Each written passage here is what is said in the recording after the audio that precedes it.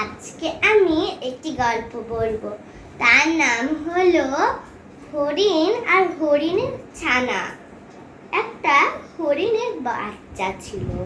তার মাকে অনেকদিন আগেই একটা সিংহ তাকে ধরে নিয়ে গিয়েছিল।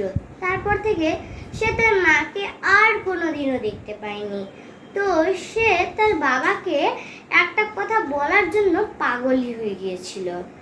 তো সে একদিন বলেই ফেললো তার বাবাকে যে, বাবা, তুমি তো পুকুরের থেকেও খুব লম্বা, আর আত্মরক্ষার জন্য তোমার দুটো বড় বড় এবং সুন্দর সুন্দর সিংহ আছে।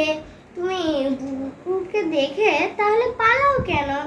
তার বাবা এই কথাটা শুনে একটু কষ্ট পেল আর একটু দুঃখে হেসে ফেলল আর বলল যে, বাবা শুনো, আমার মনে হয় যে যখনই কোনো শিকারি কুকুর যখন ডাক দেয় তখনই আমি না পালিয়ে থাকতে পারি না।